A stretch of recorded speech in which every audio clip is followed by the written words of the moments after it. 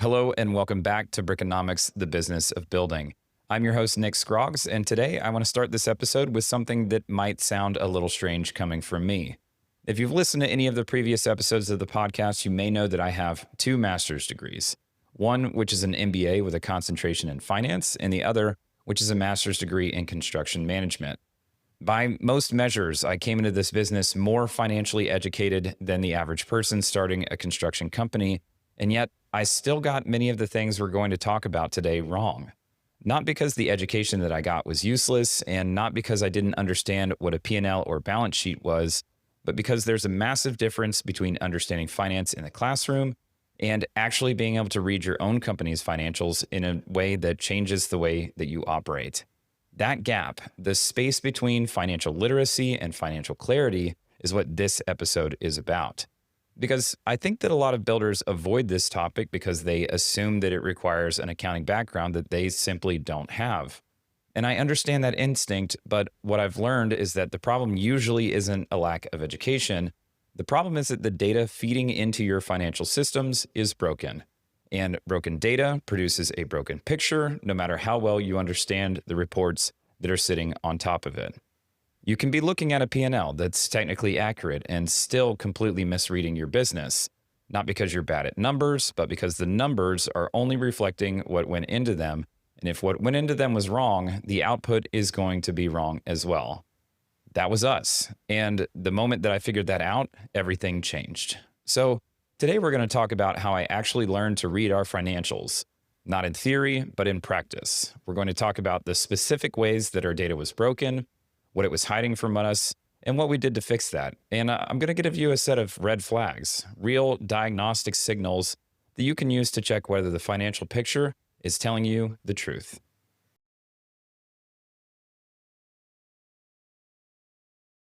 In our first year in business, we did around $1 million in revenue. In our second year, we did around $2 million. In our third year, we did around $4 million. And when you're growing that fast, it's very easy to think that things are working. The phone is ringing, you're hiring people, and you're moving into a bigger space. And from the outside, it looks like success. And in many ways, it is. But what started happening to us around that third year when we crossed the $4 million mark is that things started to get tight. There was always money moving, but we kept finding ourselves in these moments where cash was thinner than it should have been relative to the amount of revenue that we had under contract. And I remember that feeling pretty clearly because I would look at the bank account, and if the number looked healthy, I felt okay. And if it looked lean, I would feel pressure. That was my primary financial dashboard, but the problem is that that's not financial management. That's an emotional reaction to a number on the screen. The bank balance has almost no context. It doesn't tell you what's already been committed against that number. It doesn't tell you whether the cash is truly available or whether it's already spoken for multiple times over by upcoming payroll, vendor payments, and material deposits. It also doesn't tell you whether you're looking at a real cushion or just temporary custody of money that's about to flow right back out. In construction especially, this is dangerous because you get large cash inflows. A client deposit lands, a draw releases, a vendor payment hits, and suddenly the account looks very strong. You feel good. You make decisions based on that feeling, and then 2 weeks later, all of that money is gone because it was never really available in the first place. Here's what I know now that I didn't fully internalize then. Revenue is not profit, and profit is not cash. These are completely different things, and they can tell you completely different stories about your business all at the same time. Revenue is what you've sold. Profit is what you keep after your expenses, and cash is what's actually available to you right now. A business can look strong on all three of those and still be fragile, but more commonly, you'll see a business that looks strong on revenue, looks decent on profit, and is quietly suffocating on cash because the timing between spending and collecting is working against it. That's the trap, and almost every builder that I've talked to has lived this at some point. The first flag to look for here is if your primary indicator of financial health is the bank balance and you feel noticeably better or worse on whether a deposit just hit, you're managing by emotion, not by data. And that's the first sign that the system needs work.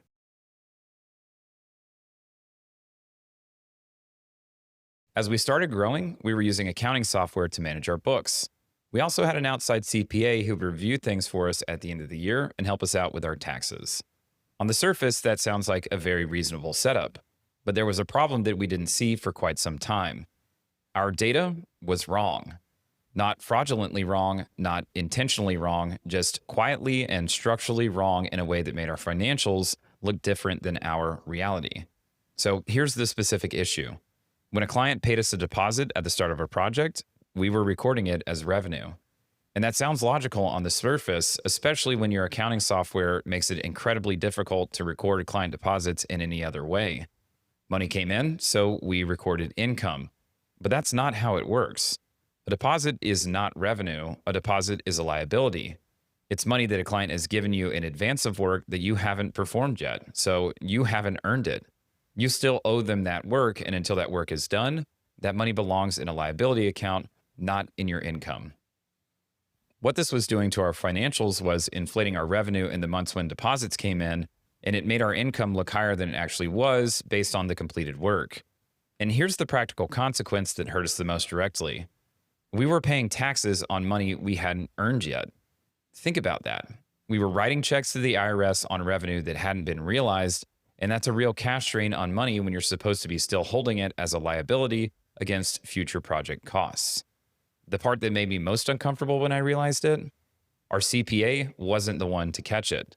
Not because they were negligent, but because they were working with data that we had given them. They looked at our books and they saw revenue recorded in a certain way, and so they processed it accordingly. They had no reason to question whether the classification was right because on paper, it looked consistent. That was a formative lesson for me. Your accountant only knows what you tell them, and even a great CPA can't fix problems that they can't see, so if your books are feeding them the wrong inputs, their outputs will be wrong as well. The sophistication of the advisor doesn't matter if the underlying data is broken. Once we fixed the deposit classification, moving them out of revenue and into customer deposits liability accounts, the balance sheet started telling a completely different story. Suddenly, we could see clearly what we had actually earned versus what we were holding in a trust for future work, and the P&L reflected reality instead of inflated timing. Additionally, our tax liability was more accurately reflected in our actual income. The red flag to watch for here? Pull up your balance sheet right now and look at your liabilities section. Do you see a customer deposits account? If you're receiving deposits on a project and that account doesn't exist or is always empty, your revenue may be overstated. That money is not yours yet, and treating it like it is creates a false picture of both income and tax liability. A second red flag? If your revenue looks strong on your P&L, but your cash feels chronically tighter than the numbers suggest, the first place to investigate is whether deposits are being classified correctly. Inflated revenue masks the true cash position of any business.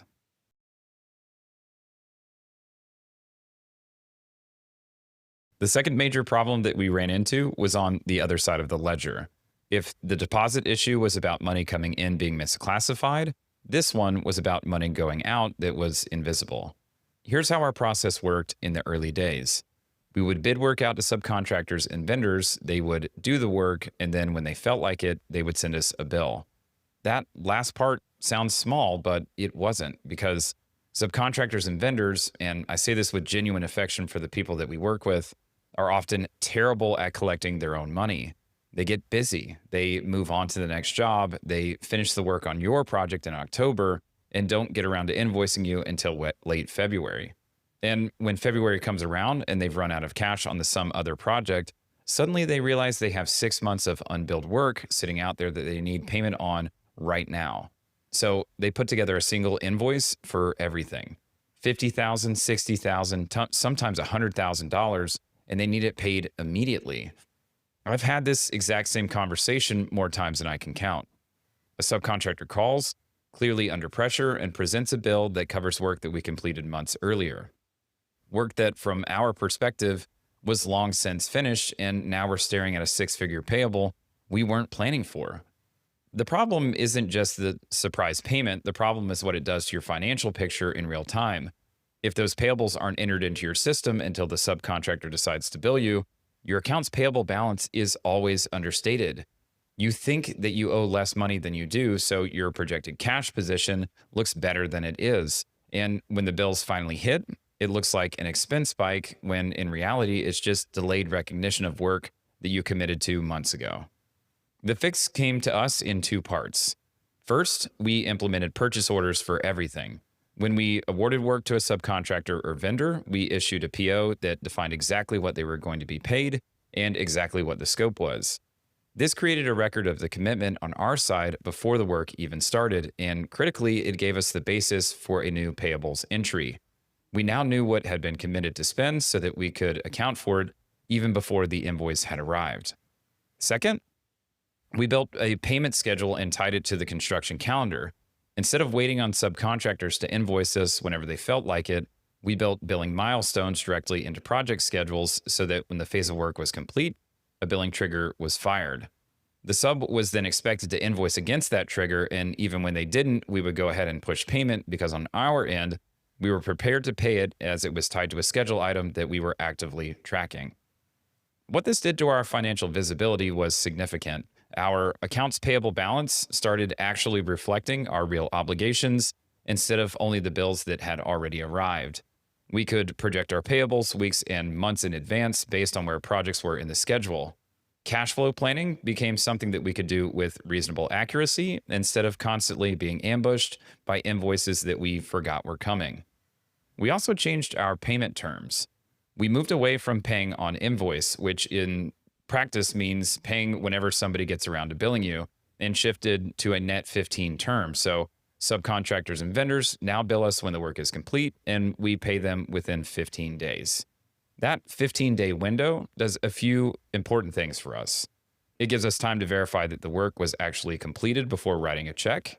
It also gives us the invoice time to move through our approval and accounting process, and it gives us a predictable payment window that we can plan around instead of being reactive.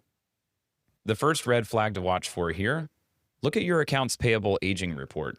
If your payables regularly spike in ways that don't correspond to project activity, or if you're seeing large invoices that feel like surprises, you probably don't have a PO system creating that liability up front.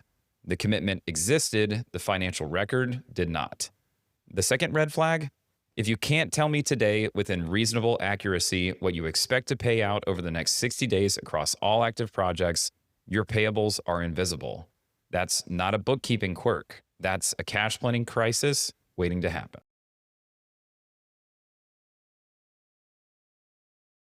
Once we cleaned up how deposits were classified and started getting real visibility into our payables, a third problem became very clear. We weren't taking enough money up front. Now, if you've been in construction for any amount of time, you've probably heard some version of 10% deposit is the industry standard. And I understood where that came from because 10% is roughly your margin on a typical project, so you're essentially getting your profit upfront as protection. But that framework was built for a very different kind of operation than what we're running today. A typical remodeler or new home builder using mostly subcontractors has a very different cash exposure profile than we do. Their major cost items, framing, mechanical, electrical, plumbing, all are on terms. The sub does the work, submits the bill, and then sometime after that, you pay them back. Your cash doesn't go out until well after the work is done, and so the client has likely already paid a draw. Our business model is very different. We have in-house designers, we have in-house construction management staff, we have in-house crews, which means a significant portion of our cost structure is happening on payroll, biweekly, regardless of whether the client has paid anything yet. I have to make payroll every 2 weeks, whether or not a draw has released, whether or not a client has sent a check, or whether or not anything else is flowing in. On top of that, we're often required to put large deposits down on things like material packages, appliances, cabinetry, countertops, and windows well before those items are installed or before a corresponding draw is due from the client. So that cash goes out early. So when I actually started mapping out our actual peak cash exposure on any given project, meaning the maximum amount of money that we would have out the door before the reimbursement came back in, 10% wasn't even close to enough to cover it. When you're running one project, that gap is manageable. When you multiply it across 8 or 10 active projects, you're financing a significant portion of your client's construction costs, whether or not you realize it. And if you're doing it on a 10% deposit, you're doing it on borrowed time. We landed at around 25% deposit. That was the number that, when we modeled out our cash exposure on a typical project with payroll, commitments, material deposits, and early phase subcontractor costs, it actually covered our peak outflow before the first major draw came back in. And here's the thing that I want to tell every builder who's nervous about asking for a larger deposit. We also thought that it was going to be a problem. We genuinely expected pushback. We expected clients to balk, to shop us against other competitors, and to use it as a negotiation lever. It wasn't a problem. Not only did clients accept it without significant resistance, but the ones who weren't willing to put down 25% told us something important about themselves before we ever even signed a contract. A client who won't commit to a meaningful deposit up front is often a client who hasn't made the financial arrangements that they need to actually execute the project. And that client down the line becomes the client who disputes draws, delays payments, and creates the exact cash flow pressure that you were trying to avoid in the first place. The deposit change also did something we fully didn't anticipate. It became the client filter. Not intentionally, but the clients who moved forward without hesitation were almost always the ones who had done their homework, had their financing in place, and were serious about executing the project. The ones that pushed back the hardest were often the ones that we were glad we didn't sign. The framework that I'd give any builder: don't ask what the industry standard is. Ask what your peak cash exposure is on a typical project before your first major draw comes back in. Model it out. Add it up: early payroll, material deposits, sub commitments, and overhead allocation. And whatever that number is as a percentage of your contract, that's your starting point for your deposit conversation. Build your deposit on structure around your costs, not around somebody else's.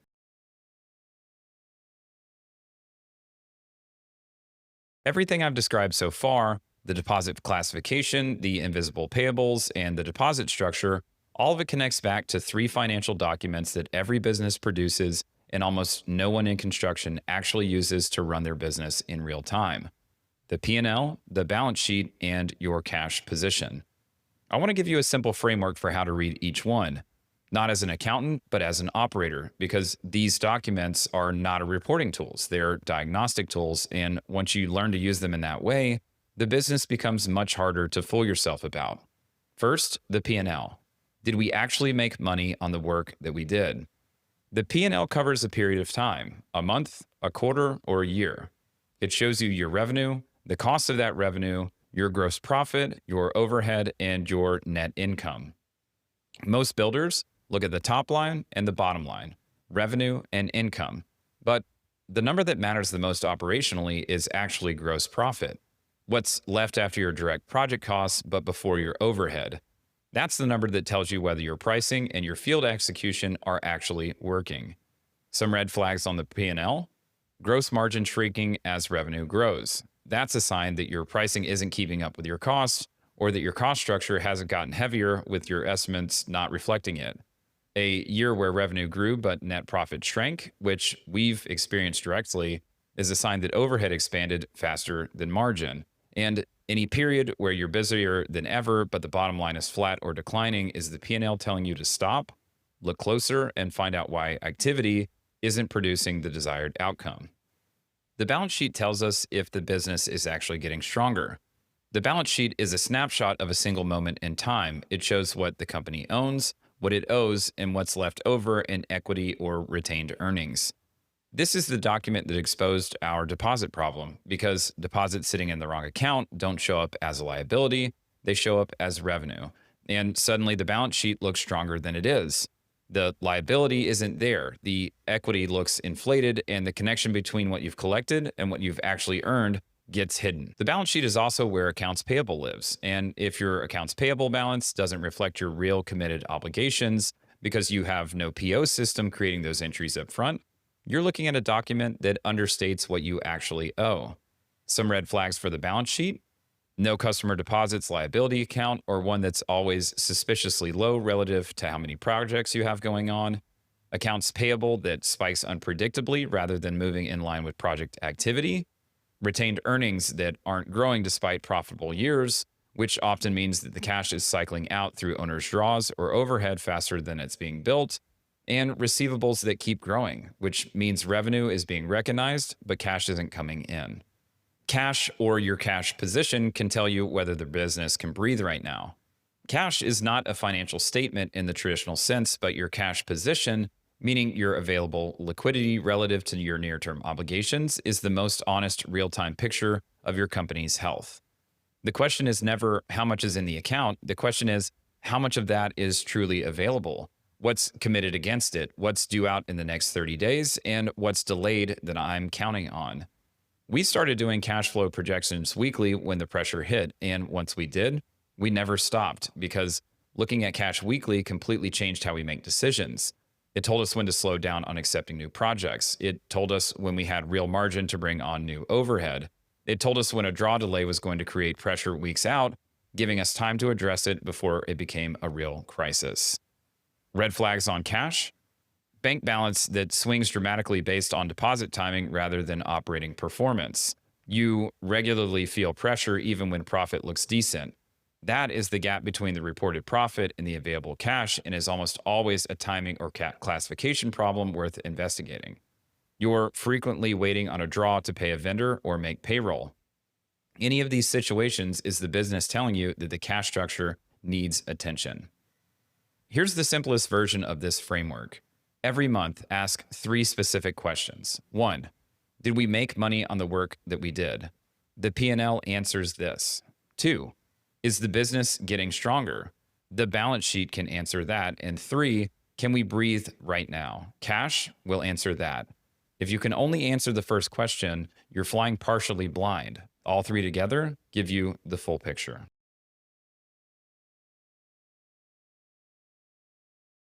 Before we close, I want to address a few things that I hear often that I think lead builders in the wrong direction. My CPA handles all of that. Well, your CPA is a valuable advisor, but they're working with the data that you gave them. And if that data is wrong, their output is wrong as well. Financial accuracy is an operational responsibility before it's an accounting responsibility. Own the inputs. We've always done 10% deposit and it's worked fine. Well, maybe, but work fine and optimized for your business are very different things. If you've never modeled your actual peak cash exposure, you don't know whether your deposit is covering you. You've just been lucky, or you've been quietly financing clients' projects without realizing it. The bank balance looks good, so things must be good. We've covered this over and over again, but it bears repeating. The bank balance has no context. A strong bank balance built on misclassified deposits and unrecognized payables is not strength. It's a temporary illusion. Read all 3 financial documents, not just the ones that feel the most immediate. I'll figure out the financials once we become bigger. The opposite is actually true. The smaller that you are, the more damage a financial blind spot can do to you in the future. A cash crisis at $2 million in revenue is survivable with difficulty. The same crisis at $8 million with a proportionally larger payroll and overhead structure can be fatal. Build the financial discipline early when the stakes are lower and the habits are easier to establish.